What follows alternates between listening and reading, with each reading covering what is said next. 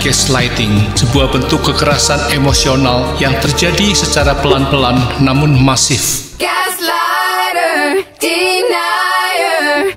Istilah gaslight pertama kali digunakan dalam sebuah drama di tahun 1938. Drama tersebut menampilkan seorang suami yang memanipulasi istrinya dengan terus-menerus meyakinkan sang istri bahwa dia sakit mental dan berhalusinasi. Untuk melancarkan aksinya, si suami meredupkan lampu berbahan bakar gas yang ada di rumah mereka. Seiring meluasnya penggunaan internet, istilah gaslighting ini dengan cepat menjadi populer. Meskipun masih belum banyak orang yang memahami konsep gaslighting dan seberapa dalam hal itu dapat memengaruhi seseorang, gaslighting tidak mengenal usia dan bisa terjadi di semua area. Kondisi rumah tangga yang tidak stabil sering memicu anak mengalami gaslighting di usia belia. Ketika menyaksikan orang tuanya bertengkar dan si anak menanyakan hal buruk apa yang terjadi, orang tuanya malah menutupi dan mengatakan bahwa si anak salah lihat. Mungkin orang tuanya hanya ingin melindungi anak dari kenyataan pahit yang sedang mereka hadapi dan tidak bermaksud gaslighting. Faktanya, hal itu malah membuat anak meragukan kewarasan dan penglihatan mereka sendiri. Dalam perkembangannya, mereka tumbuh menjadi pribadi yang tidak dapat mempercayai penilaian mereka sendiri atau bahkan penilaian orang lain. Mereka menjadi sering merasa ragu, jangan-jangan apa yang dia lihat itu memang salah. Meskipun gaslighting adalah taktik manipulasi emosional yang paling dikenal, ini bukan satu-satunya fokusnya. Dalam sebuah hubungan percintaan, seorang manipulator emosional sering membuat pasangannya merasa tidak nyaman dengan mengatakan hal-hal seperti, "Jika kamu mencintaiku, kamu akan melakukan ini." Salah satu pihak berusaha mendapatkan sesuatu dari pihak lain dengan mencoba membuatnya merasa tidak nyaman, sehingga pasangannya terpaksa melakukan hal-hal yang sesungguhnya tidak mau atau tidak ingin dia lakukan. Entah secara sadar atau tidak, orang tua juga sering melakukannya terhadap anak. Mungkin Anda pernah mendengar ada orang tua mengatakan begini, "Ibu bertaruh nyawa melahirkanmu, merawat dan membesarkanmu. Ayahmu membanting tulang untuk menyekolahkan hingga kamu sukses seperti ini. Jadi, sudah seharusnya kalau kamu membahagiakan kami." Orang tua tidak peduli anaknya mau memenuhi keinginannya karena merasa bersalah, bahkan ketika si anak mungkin tidak dalam posisi keuangan yang baik.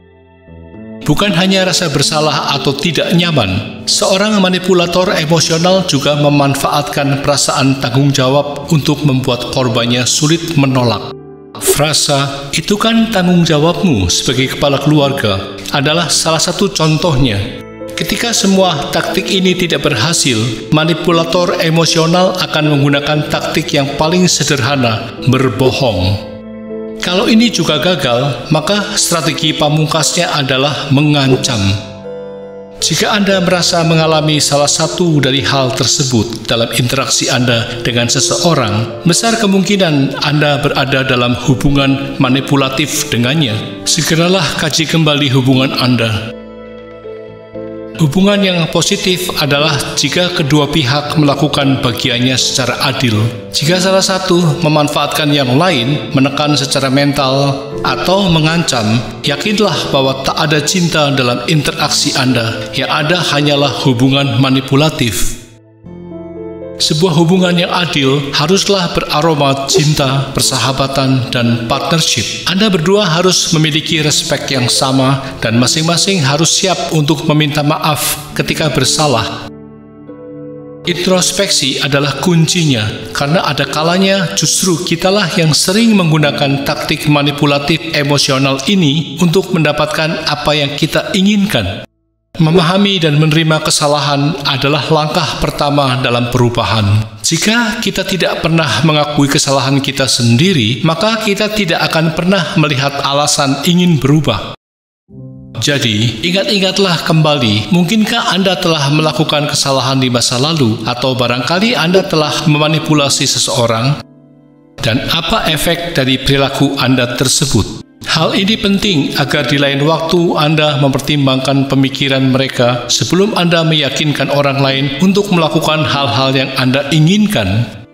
Cari tahu apakah mereka mau, tidak mau, atau terpaksa mau karena merasa terintimidasi oleh Anda.